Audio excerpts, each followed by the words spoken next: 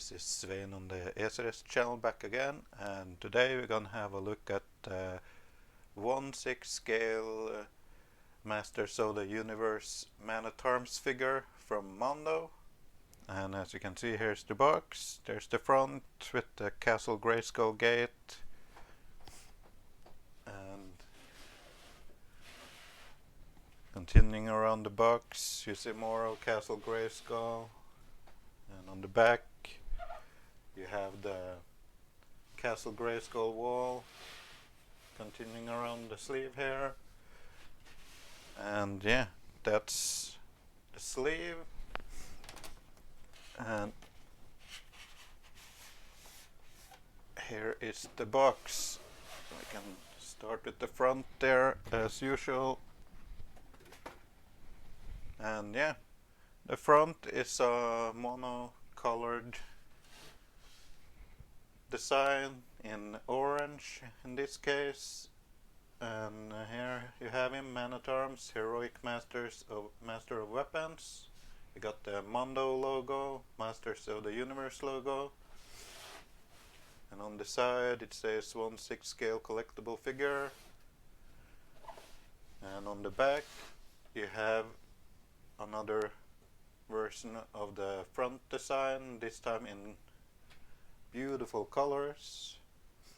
And yeah, and as with all the other boxes from this line, there is a flip front cover, magnetic here, and I'm covering one of my lights with this, but there's the display window. And if I flip the packaging around here,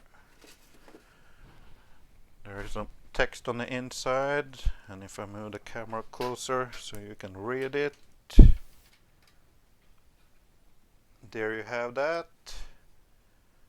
And you can read it if you want to. And yeah, that's about it for the box. Let's open it up and have a look at the contents. And here is the plastic clamshell. It comes in 2 layers. The top one has the figure, and the other one, the bottom one, got the weapons and stands and stuff.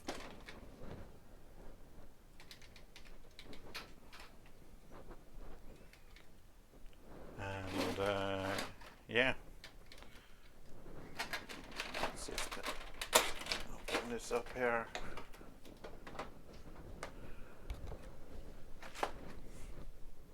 The figure comes protected in a sheet of plastic here, as well as some of the head sculpt accessories. With the figure, the nice thing about the Mondo figures are that all the hands come with their own hand peg. You get a left and right weapon holding hand or mace holding hand here, colored in green. And you also get up here, or at least you get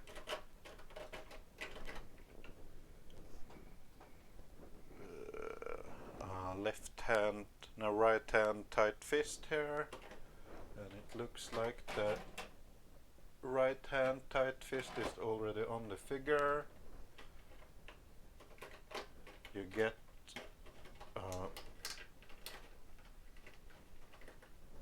pointing hand, painted green as the other hands.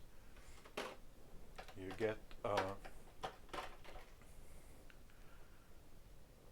karate chop hand, or presenting an item hand. I don't know what you're gonna call it, but yeah, you get that hand.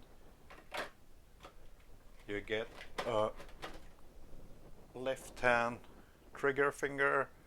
The one for the right hand is already on the figure here, but you get a gun, 2 gun holding hands, left and right. And you also get a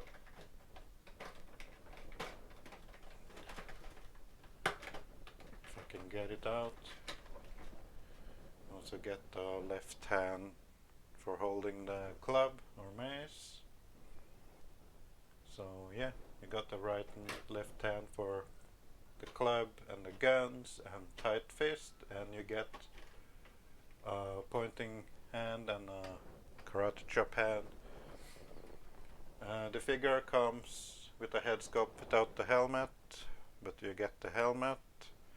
I don't think this is intended to go on the head sculpt, though. It's just for holding under in his arms or something like that. But you get this beautiful helmet here, blue, black, gold, red and silver details here, and some weathering, really nicely done. And there's the inside of the helmet. Looks like it's supposed to be some leather lining inside the helmet there, but yeah, also get loops for a chin strap, but I don't think they ever wore a chin strap. You also get a second head sculpt with the helmet on, and mine, I think the head is glued into the helmet though, but mine look a little bit offset. So I might try to pry the head sculpt out just to center it more, but yeah. That's the second head sculpt. It's basically the same helmet. And then you get the figure. We're gonna have a better look at that one in a second. First we move on to the rest of the accessories. And you get this really nice and kind of heavy. It's quite a good heft to this mace, and it's battle damage, painted in silver, orange, red, some gold in there, gunmetal gray. Also get this strap with this rivets, or what you're gonna call it, on there. Really nicely done brown on the handle here, more of those rivets down there. Really nice. I think you can kill someone with this one. And it also has this rattle sound. You hear it? So it's probably some lead balls or something in there to put some weight to the plastic.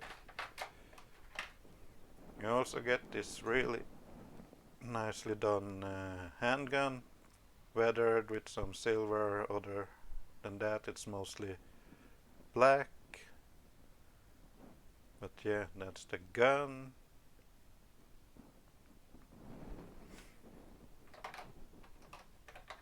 And with that, you get this gun holster with this might be real leather, guys. It smells like real leather too. So the holster itself is plastic, battle damaged, really nicely sculpted and painted. And that goes onto his leg, I assume. You also get a bigger gun. It's a rifle. This one is also base black with some silver weathering on it. Got some red hair on the side of it. Nicely done. Yeah, that's it for the rifle piece. You also have a sword here. Nicely battle damaged, that one too. Painted silver, gold and some darkish brown color, almost black on the handle wrapping here. yeah, that's the sword.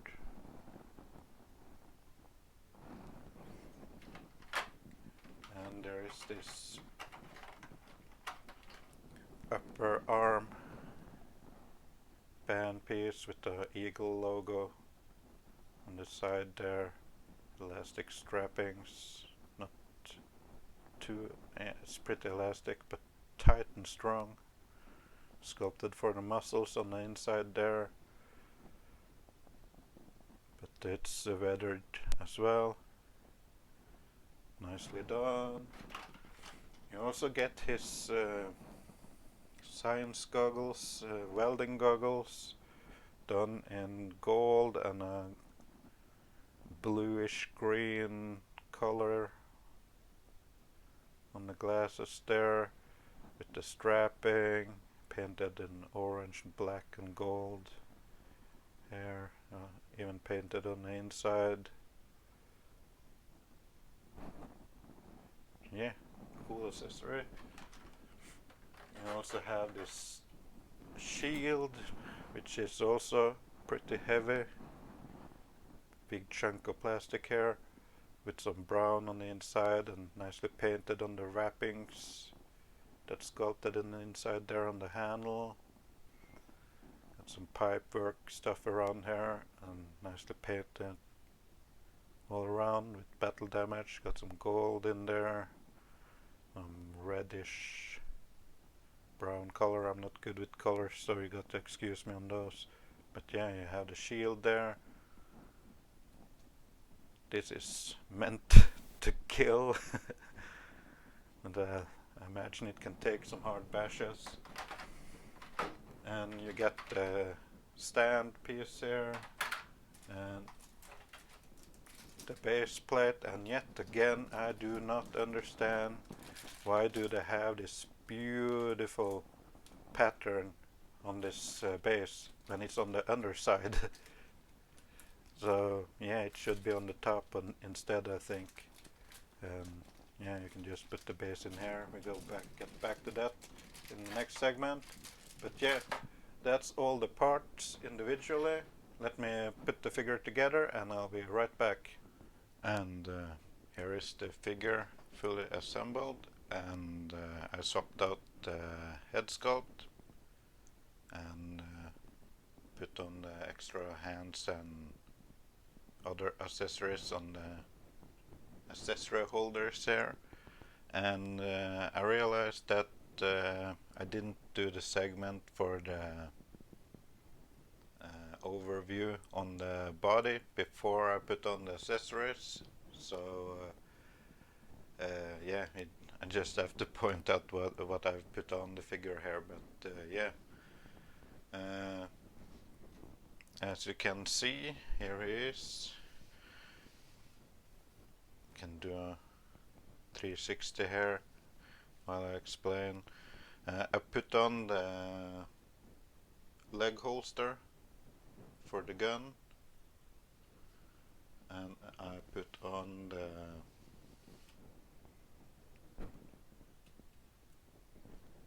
armor piece here on the upper arm that I thought was going on his right arm, but then I had a look at the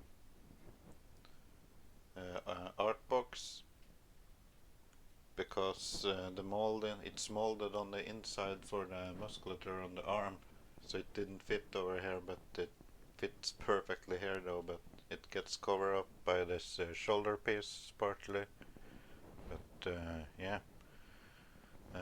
it's by the way on some ball joint, so you can adjust it for poses.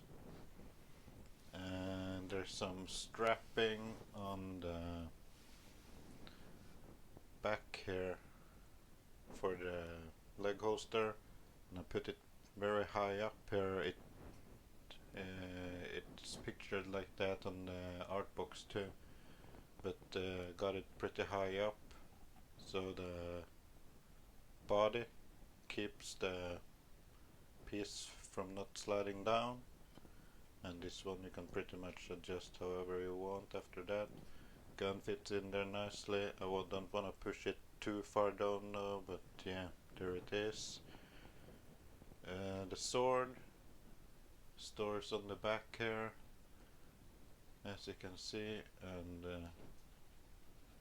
going to remove that for the moment.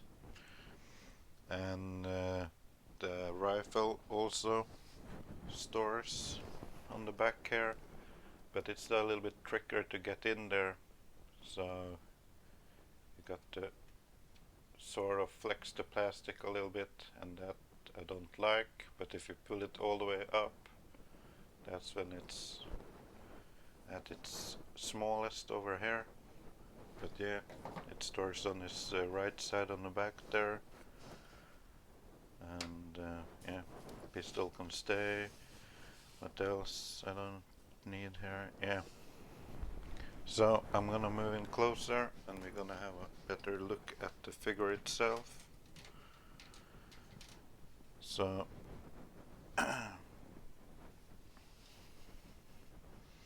starting on the front here, put on some lights, and yeah, I like this head sculpt better with the helmet. As you can see, got battle damage all over here. Looks very much like the original Masters of the Universe version, but there's some extra details there. You can see a cannon on his arm there, and yeah, really nice. This one, as mentioned, is on a ball joint.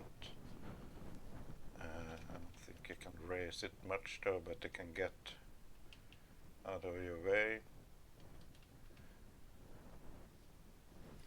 Nothing here on the gauntlet that moves. This piece moves freely, so when you swap out the hands, this one will fall out, so be careful with that.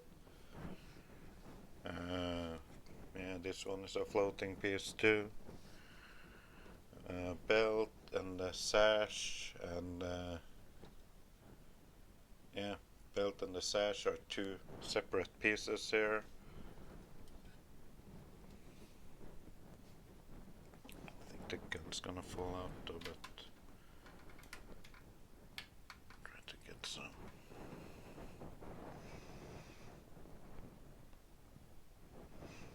Looking at the figure from the front here, really nice details, cool pieces. This piece moves, got real fur hair on the boot, or maybe it's fake fur, but you get some real material hair, plastic molded feet, got the ankle tilt here, no toe tilt on the feet though, but yeah, doesn't move up or down, only the tilt, but that's enough. Yeah, looks really nice. More battle damage here.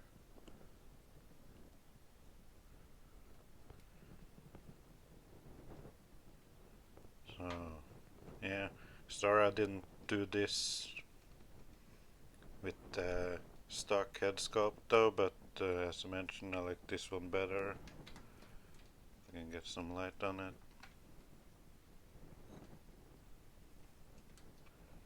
But I don't seem to get there. Yeah, I'm gonna put him back here. What I did want to do was to do the closing segment though, but I discovered something since the review. I'm back a little bit there. I mentioned the mallet or the club, that it rattles, and yeah, this recording is one day after the previous segment. So I showed this off to my buddy and he started to wave it around, and all of a sudden this ball popped off and there is a chain. So no wonder that it rattles. The handle itself is made out of plastic, as mentioned. Here's how it grips in the hand. And I think maybe, just maybe, nope, I don't think the ball is magnetic or metal. Maybe hard plastic or something. Anyway, you just put the chain in there and the ball sort of locks itself into there and holds. And you just have to push it in there and it will stay. And yeah, that's the club. And here we have a shot of Man-At-Arms decked out with everything I could fit onto the figure that isn't hands or spare parts. I could probably put the goggles on somewhere here, but I don't see no point in that. Anyways, got him holding the mace or club or mallet or whatever you want to call it in his right hand, and his rifle in his left hand, which makes him really back heavy. When you, let's see if I can hold him here. When you use the spot for the rifle on his back for the really heavy shield. But yeah, as you can see, you can store the shield on the back there, but that makes the figure very back heavy. So yeah, I'm just gonna take it off. I'm gonna leave the sword on there for now. Not the best stance on this Mondo Masters figures, but yeah. Just put that one right there for now. So yeah, I finally have the latest Masters of the Universe figure from Mondo. I love these figures. They look freaking awesome. I'm gonna bring in all the others I have so far. It's 3 other figures, and do a comparison, and we get to my final thoughts. And here are all the Masters of the Universe figures from Mondo that I've gotten so far. I've skipped on Faker, because that's basically just a blue He-Man, and I don't have any attachments to that character anyway, but I'm looking forward to their Hordak. And wasn't it some other figure too? Yeah, I think they have probably 2 figures on the waiting on approval. One of them was Hordak, and the other one was Scareglow. Yeah, Scareglow. I've seen teasers for that, for those. So yeah, that's the assembly so far. So yeah, that was my review on the 1/6 scale Mondo Man-At-Arms figure from the reimagined Masters of the Universe line. And yeah, I enjoy collecting these figures so far. Looking forward to more of them. And yeah, I like them.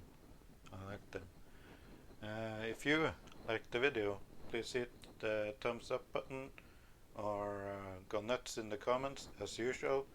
And if you haven't already, please subscribe to the channel, and I'll catch you on the next one, guys. Bye bye.